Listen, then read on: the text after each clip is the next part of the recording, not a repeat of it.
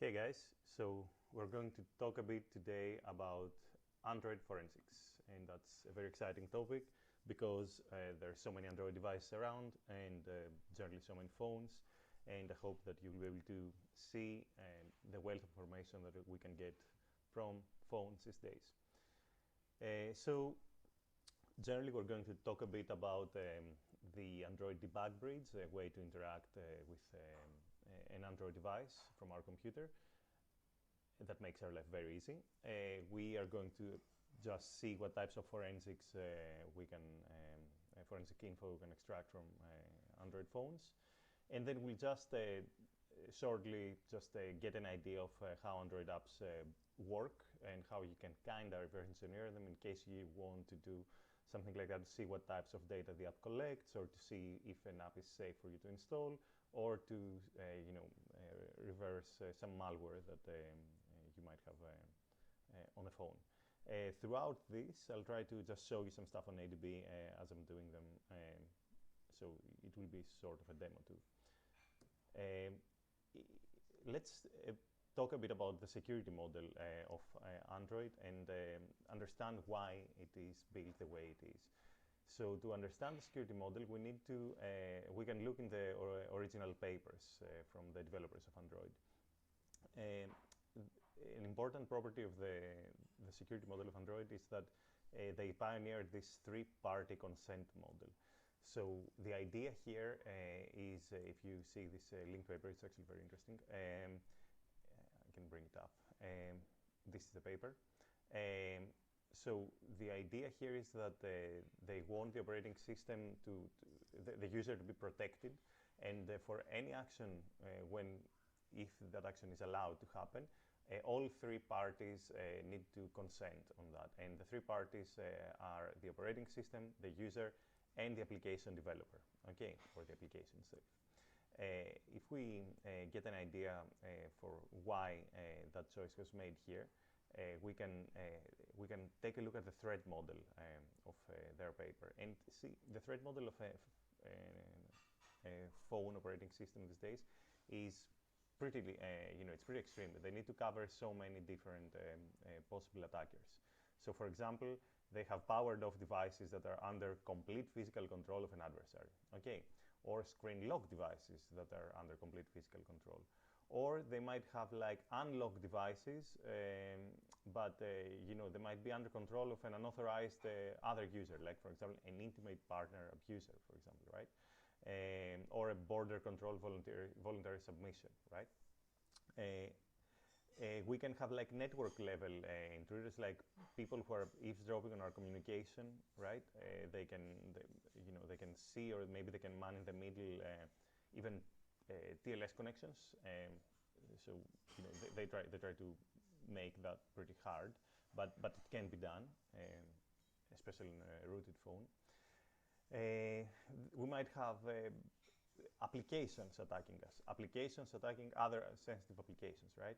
We might have a game that we installed, and we think it's just a game, but that game might be trying to extract, for example, funds from our Bitcoin wallet that we also have installed there, right? Or it might be able to infer, what we're doing with our banking account, or, for example, famous abusers like the Facebook mobile application that can eavesdrop on all other applications and send that data back to Facebook for advertising, and they can even, have the microphone on and listening to whatever you're doing, or the camera on and seeing what you're doing, or screen capturing and recording the activities on your phone. So it's a very, very large set of threats that this system needs to kind of be designed to at least try to do something to protect, right? And it's not just a Linux box anymore. Like, it's a way more complex system, right? And for that reason, you can see here, this is where they kind of designed the consent model. I think it's here. Yeah, you see the three-part consent, where you have the user, the platform, and the developer. Okay, and generally, very interesting paper. You can go and see more info on the design, and then they go into details on how they do the sandboxing, how, for example, everything is isolated and contained, choices that, for example, they wanted to have like memory protections on the operating system, like ASLR and write or execute pages and all that stuff, and encrypting the data at rest. All that stuff is kind of laid out here in this design paper. Very, very nice paper. So now that we have an idea of all the possible threats and how the developers are thinking of defending against them, we see that okay, we have the Linux kernel. Indeed, Android is mostly it's based on the Linux kernel, but on top of that, it's quite different, right? And what we see, first of all, right, if you remember, like on Linux we have the root user, for example, we have our own user, other users on the system. Here, notice something. It seems that every application is running as its own user.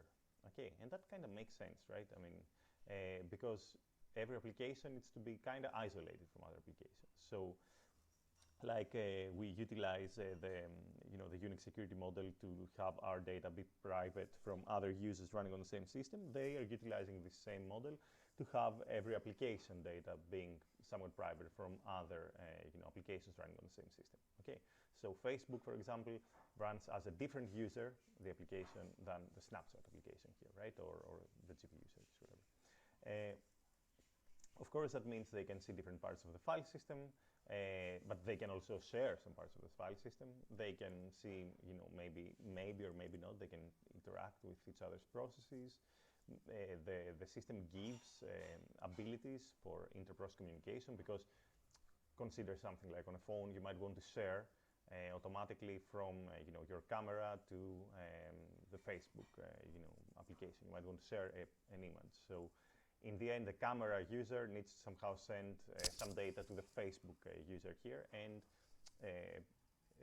Android does that through the binder, and there are multiple ways that it allows for inter-process communication interaction. However, these can be abused, and they are abused, right? That's how security works.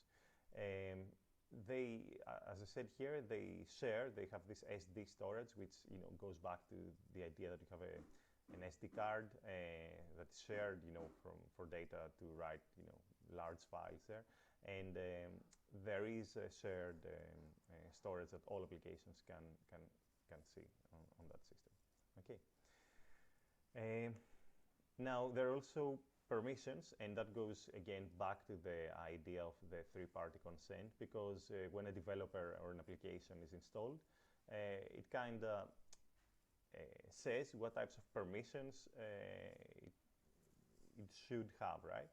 For example, if you download a game again that is not a multiplayer game, right, and it's some sort of very local, very simple Pong, like let's say I wrote a Pong game that you can play, and it's just a super simple game, and you try to install it, and you see that it might ask you for a network, full network instrumentation permission. There would be no reason for you to, you would need to think why this simple game is asking for these sort of permissions from you when you install it. And this goes back, as I said, to the consent model, where the developer kind of also shields the application shields the user from possible abuse, right? So if that application is somehow hacked, it probably never had access to the camera, for example. Let's say the game that I wrote is hacked, but if it didn't have access to the camera, it wouldn't be able to spy on you while it's running, for example. All these permissions and many other things like the content providers and the ways that this application allows for interaction with other possible applications that might want to talk to it, like this is called intents on Android. So these are described in the Android manifest.xml file. So there is a file there, and you can, it's an XML file, so it's very annoying to see, but you can read it. It's human readable, and you can see what types of permissions, what types of storage locations going to try to access and all that stuff. So for forensics, as we said, Android is based on Linux, right? So if it's based on Linux, we can do what we have learned until now. We can just go in there and start getting data with DD, right? Theoretically, yes, we can do it, and actually that's what we'll end up doing. And maybe we can even do memory. We can even do memory forensics, right? We know how to do that and extract data from devkmen, for example, or devmen. Now, if we were able, like, as Android progresses, and even recently with recent changes, what I'm describing now is becoming harder and harder, like on a non-rooted phone, and I'm going to explain what a rooted and a non-rooted phone is in a bit. But they are trying to make it hard for anyone to extract all the data, because that data can contain very sensitive information from banking apps and all that stuff. Okay, but on a not so super recent Android that is also rooted, you can actually connect to it and extract the disk with DD, and maybe do it through Netcat to extract to the network, and or you can even pull the disk file with ADB. I'm going to show you how that works. So ADB, we need to talk a bit about ADB, because that's one of a very convenient way to interact with the Android device here, and it's a combination of a daemon on the second bullet here, ADBD. Okay, this daemon runs on the device and serves requests that come from the client, right? The client which is running on your machine will ask the daemon to do certain things, like, for example, give you access to a file, copy it from the device, or copy it back to the device, or give you a shell, like you literally have a shell that you can issue commands on the device, and from that shell you can see all the possible packages that are installed. You can start a new application, right, that is installed but it's not running. You can start it, you can kill the application, you can do everything, like more things that you can imagine. You can read logs and all that stuff. So again, if we click on this link, we can go on the official documentation here, and the official documentation is fantastic. You can see how to enable this sort of ADB connection. I think I should have mentioned this here. You need to tap on. Let me see. Yes, enabling ADB. I have it over here. To enable ADB, you will go on your system settings in Android, and you will find something called the build number, where you see, like, the Android level that you have on the system info. You see something called the build number, and you tap that 7 times, I think, right? So you tap it. In the beginning it doesn't do anything, so you just keep tapping, and then after a while you will say you're X steps away from being a developer, to enable developer options, right? First you need to enable developer options, and from developer options you will enable ADB. So you tap there, and at some point it's like you're now a developer. So then you can go into developer options and enable here, build 7 times here. And you enable the Android debug bridge, and you also, if you connect through a USB cable like I'm doing now, you will be able to enable something called USB debugging, right? So once you do that, you will be able to connect the phone and do things like, going back to the documentation here, you will be able to, for example, list packets. You can say, let's get an idea of some commands here.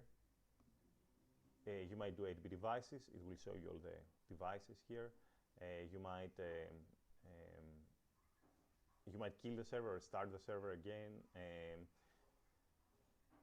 You might install an application, right? ADB install, and then you give an APK, which is like an Android package.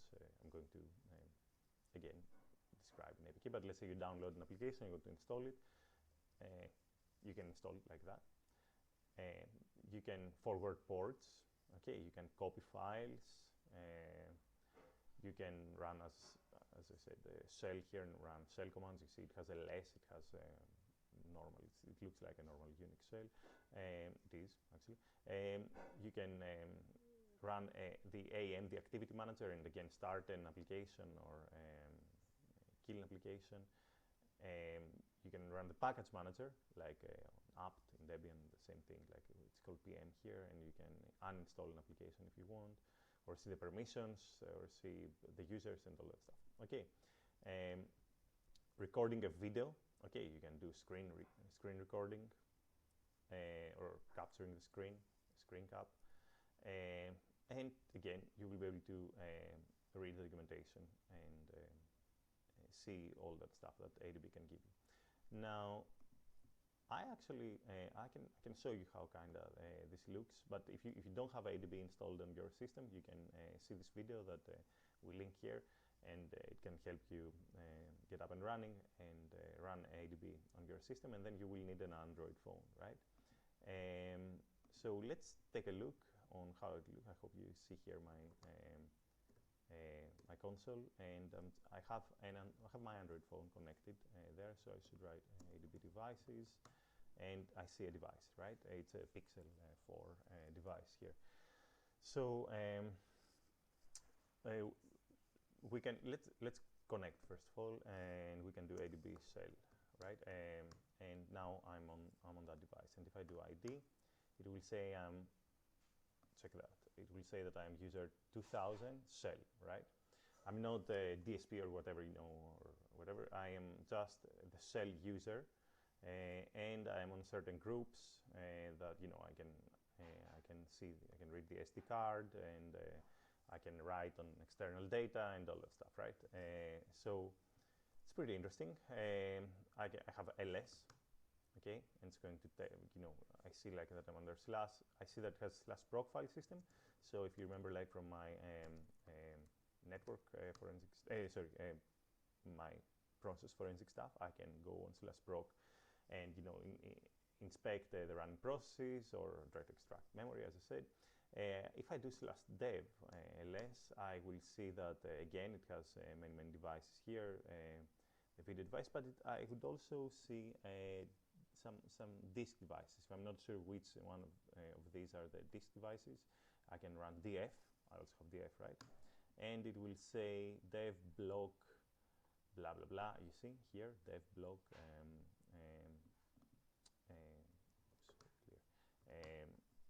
the dev block devices, and the DM here are the disk devices. Okay, and I see various other confusing stuff here. The Android is huge. We don't have to go into everything, but now, as I said, I can run things like, for example, I can run a command called logcat, which is very useful, and it's going to just start giving me logs for, you know, coming from all the phone here, right? Now you see like there are logs. Now my phone is not moving. I will move my phone a bit and see that you will, you see there is a significant motion type of log here. So the pickup sensor, you see the device detected that it got picked up. I'll do that again. You see the gyroscope is sending messages, right? Stopping the logcat now, but you can see like the insane amount of logs that you get just from moving the device a bit, right? And of course, other activities might be sending stuff here. You know, someone tried to route the Bluetooth stats, for example, the battery external stats worker. There you will see errors, right? You will see the power, like for example, you know, battery defender notification, like is plugged, true, is overheated, false. Okay, so you can see that this phone is charging now. And generally from logcat, you see all the different subsystems, and you can examine what's happening. And of course, it's good to check the logs, especially if you have like sensitive files and applications. You know, sometimes these applications are not as good as you think. They have not been pen tested. They might be leaking stuff on the logs that you don't want there, because other things can read the logs too, right? For example, your messages or whatever. Now we have like, as I said, it's a Linux kernel, so you have stuff like ifconfig, right? So you'll be able to see I'm connected on WLAN. Oh, actually, it seems I might not be connected on WLAN right now, but actually I'll see if I am. But I can run ifconfig, and I see the different radios here for the device. It has like the the GSM radio and the wireless and all the stuff. I can run netstat, right? As we know, we can see all the connections. This phone is currently connected. Maybe I'm not getting. Yeah. Because the phone is not connected right now, it wasn't resolving on netstat. So that's why it got stuck for a bit. But you can see like it has like open connections here to various HTTPS servers, and most stuck on FinWait, as we see here. What else can I do? Now, of course, like being, I showed you Logcat, I showed you, I mentioned before like the package manager, right? I can see what packages I have installed. So pm is the package manager command.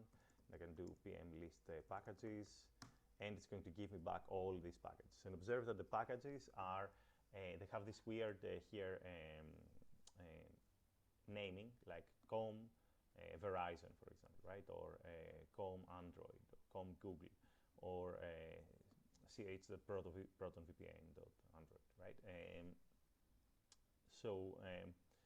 This goes back to something that we'll see in a bit, that most of the programs are written in Java, and there is some sort of standardized way for Java classes to be named under the company, like Java was created by Sun. Most libraries there was under com.sun. Whatever. You might see org.something if it's an organization, not a company. Various other naming schemes here, but just that dotted hierarchical idea is pretty standardized for Java class naming. So we have PM, like we can see all the packages, and as we said, every package is running as a different user, and every package is running by sees their own part of the file system, right? But I have more high-level commands like PM here. I have like a fantastic command, for example, called dumpsys, and just too much stuff here. So I can isolate a bit what I want to dumpsys. So I can, for example, see the connectivity, as we're looking at the wireless stuff before, right? And I can going to reveal now, for example, that which SSID I'm connected to, but you can see. Let me try to see if it says the SSID somewhere. No, it says cellular here. This is my cellular connection on that. You can see the internal IP that has taken from the cellular provider. Pretty interesting, right? And if I grep for SSID, maybe it's not connected now, but let's see. No, I don't see anything. So yeah, because it's not connected, but I can actually let me connect the phone on the Wi-Fi. Of course, if now I'm moving the phone around here. Let me see what's happening. Why it's not connected? Yeah, I asked it to connect to the Wi-Fi, and now it's connected. So if I do again this, now it's connected to my my SID here. It's called Baba Yaga My Star. I don't know if you see. There it is. Yeah, right. So it's WPA2. You see that. So again, you can see a lot of information, right? Yeah, very good. From the SID, you can see the MAC address, base station, and all that stuff. Okay, so dumpsys, for example, connectivity. We have dumpsys, other interesting stuff, like we might have accounts set here on the phone, and we see that I have, like, for example, my Nextcloud account that connects to Memphis there, and that's my username. And okay, we see we have a Nextcloud account. We have like a Signal account. We have a Viber account here. If I had that phone connected to a Google account there, you would also see that. Okay, and we even see when these accounts were created, right? Pretty interesting. Okay, and when the accounts were added and all that stuff. Okay, if they were deleted. and we can even see, the recent, authentications here for these accounts. And we also see which UID every of these systems, Nextcloud is using this UID, Signal is using that UID, and all that stuff. Okay. Now, apart from for account, we might have, like, for example, processes. We might see, no process. It's not DAMSys. I thought there is a DAMSys process, but maybe it's not. Let me see. Okay, maybe we don't have a DAMSys process. Okay, let's see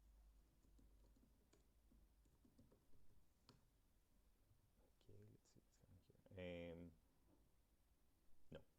Anyway, I mean, you can just use PS, right?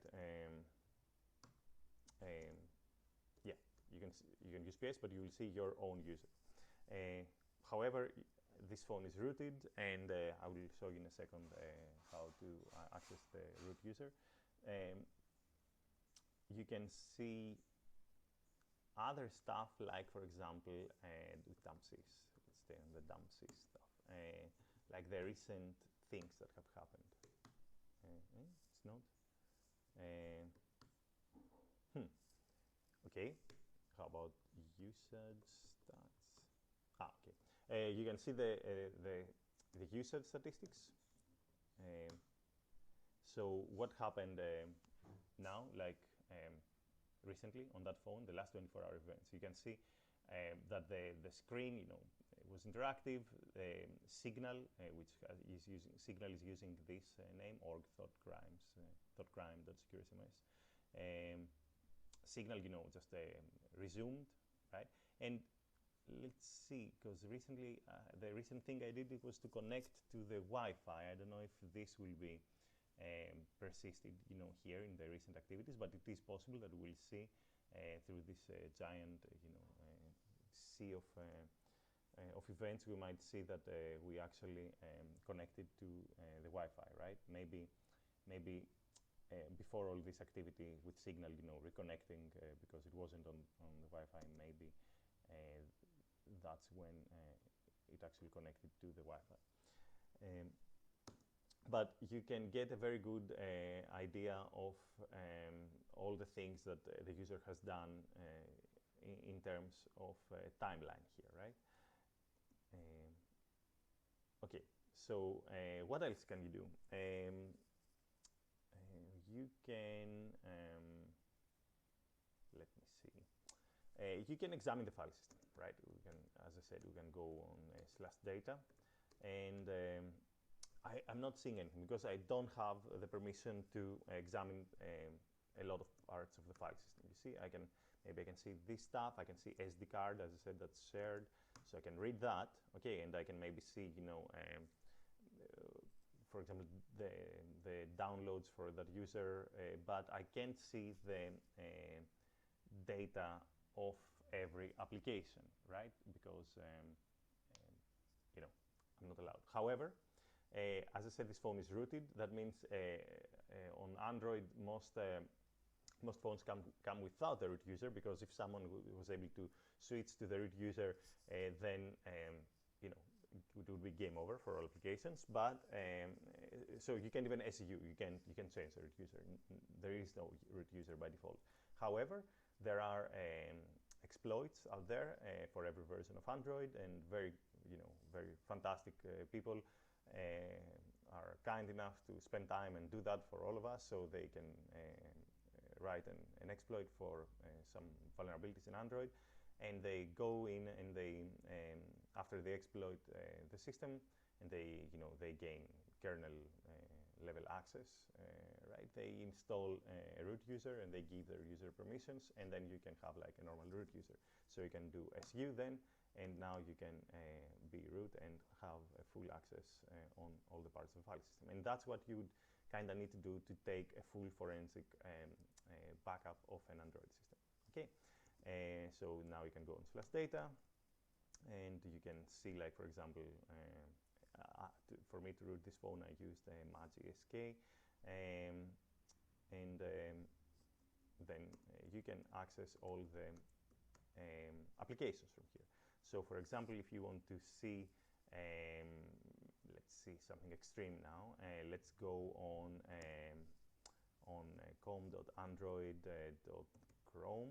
Okay, and there we see like the Chrome, you know, the browser on that phone. And if you go on App Chrome here, you will be able to see,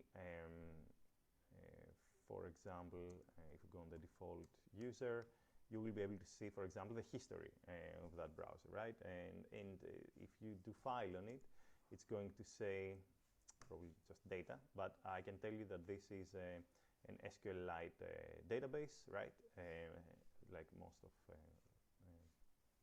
most applications use SQLite to store preferences and data, so you can just do strings on the history, and then, for example, if you want to see, you know, if I visited GitHub, for example, you will see here that, yeah, I was Googling stuff like whatever, you know, I'm just leaking stuff here from my machine, but like, you know, I was trying to download Magic SK, and then I was connected on this GitHub repo, and I don't even remember what I was doing there.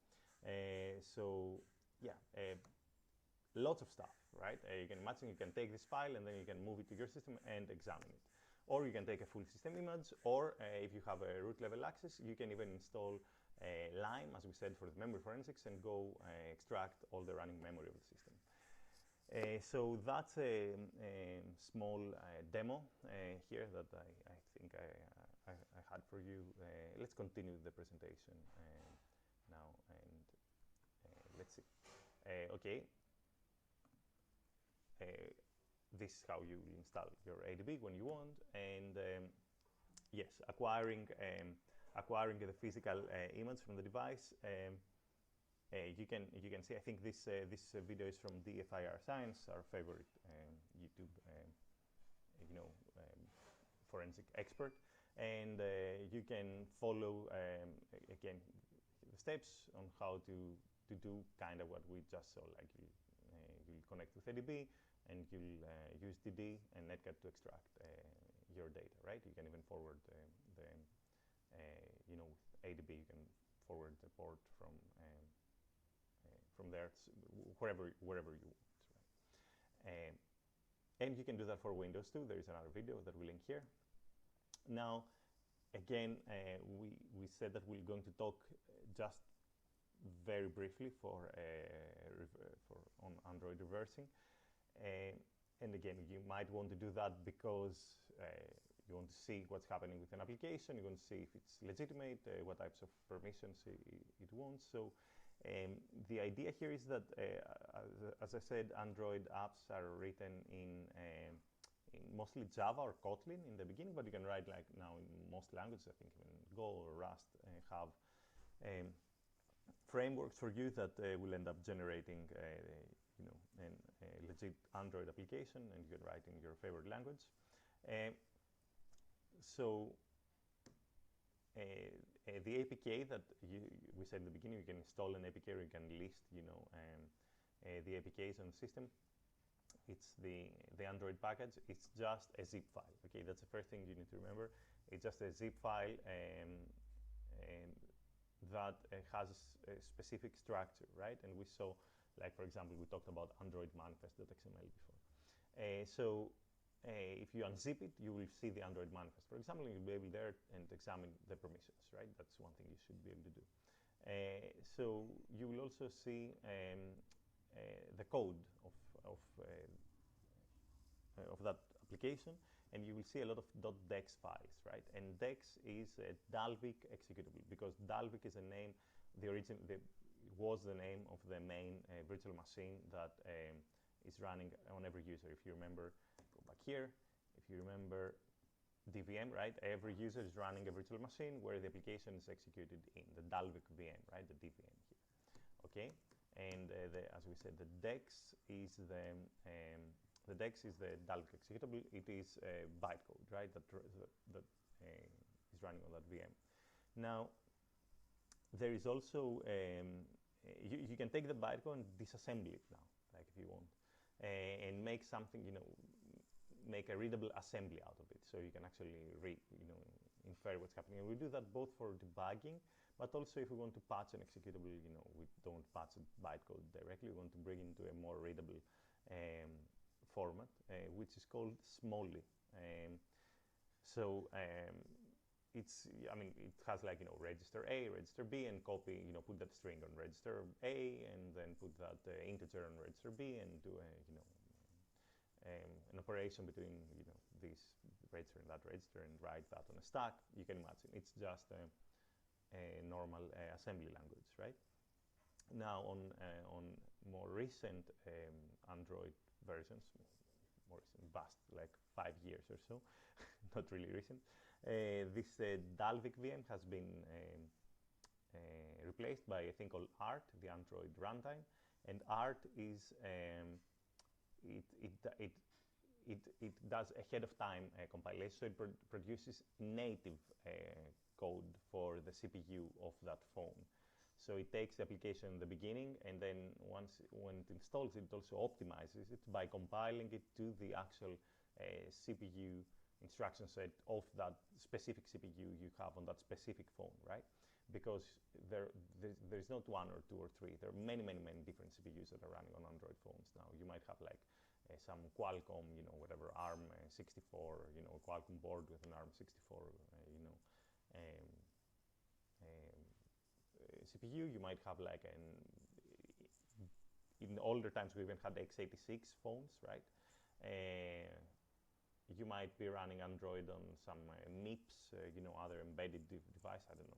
So there are many different CPUs that ART is going to take the application and compile it ahead of time to the specific instruction set, and the application is going to be faster, more optimal, because it's going to be running really native code and it's not going to be running some VM like DVM that was running before.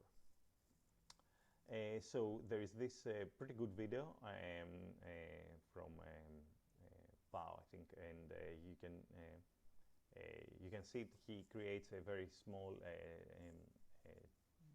Android application, and again shows you how to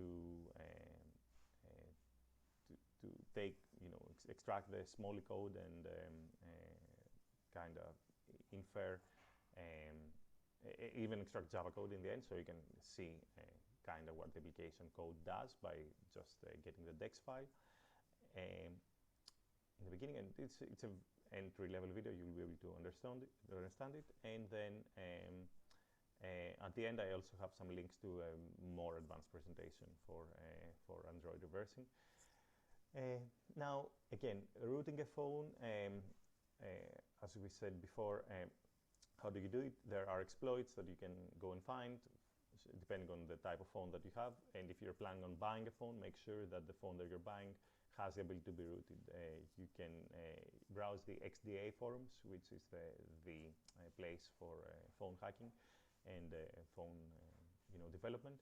And you will be able to see from there if there are existing exploits available for your phone that you can use them to gain access to your phone and install a root user. Now, once you do that, it's going to be installing setuser-id executables, and then if there are setuser-id executables on the phone, then you can infer that this phone has been rooted. Now, a lot of applications detect that sort of thing, and they refuse to operate, or they downgrade their trust level for you. For example, banking applications, and like more extremely, like the Chinese Alipay application, which you use to pay for any service in China, for example. Not just refuse to install itself if it finds a root phone, but also bans your user. So if you have an account and it detects that it's on a rooted phone, it just bans the user, and then you have to create another user, for example. So sensitive application developers don't want don't like their application being examined on a rooted phone, because a lot of protections go out of the window, and then the root user can see their APIs, they can reverse what the application is doing, they can maybe tamper with their backend services and impersonate the application and connect to their backend as the application and annoy them further. So they are really not happy with you having root access to your phone, but it's your phone and you should honestly have root access. Yes, applications will try to detect a rooted phone and annoy you. And of course, there are things you can do, right? If you want to examine an application that has this root detection, you can instrument the application and bypass the root detection. For example, we do that pretty often. But then you need time and energy to do that, and sometimes you just can't be bothered. If you have an application on a non-rooted phone and you want to examine it, okay, you can still pull the data of the application through ADB pool, okay, and you can do PM list and see the path of the application, and then you can go and pull that whole APK from there. And in the older times, there was also this thing called ADB backup, and certain applications allowed, they had to be opt-in to be backed up. But this is, again, being phased out as Android becomes harder and harder to do this sort of low-level stuff. They want to be more like the iPhone, which is more locked and more annoying to work with. You can get the the data folder of the application. You can examine the SQLite database, as I showed you in Chrome before. You can disassemble the code, and then you can even try to go man in the middle there. So it's not the slide is not rendering very well. You can try to go man in the middle and inspect the application's API calls that it does on the backend servers and all that stuff. Now, to do that, you might need to, if you want to strip SSL, you might need to install your own SSL certificate, trusted certificate in the system, and then in the end, to do that system-wide, you will need to be root to do that. So in the end, you will need to have root access. But there are tricks around there. You can install a fake VPN service, and you can connect through that fake VPN, and then you can get all the traffic there. But if an application has a thing called like certificate pinning that says I'm only talking, I'm only doing SSL with that host that has this specific certificate, then it might be even harder for you to inspect, strip that SSL and inspect what's happening, because your certificate that you will have installed and will be a trusted certificate will not be the one that has that pin. So then to bypass that, you need to go back, you need to have a rooted phone, honestly, and then you need to instrument the application again and bypass the pinning and make it accept your certificate. Here's a small video that does pinning, but again, most applications don't do that. Only heavily pen-tested applications or sensitive applications that have been heavily pen-tested will implement this sort of countermeasures, right? To do SSL pinning and all that stuff. And if you try to examine a very popular application, like of course, like Instagram or something, then of course, these are very heavily protected applications, right? Finally, here's it's pretty dated. It's from 2014, but it's a good book. You can find the link to the book here. And as I said, there are these very nice videos that go deeper on Art and Dalvik and Android reversing that you can watch here. So I hope that was fun. I hope you see that how much data you can get out of an Android. Of course, like there are more things that I didn't show you, but you can run ADB, for example. I think dumps this location, and then you will be able to get like even the exact location of the phone or the nearest locations has registered. And I hope you use this video as inspiration to start playing more with your phone and discovering all that cool stuff that it can provide back to you. Thank you guys, and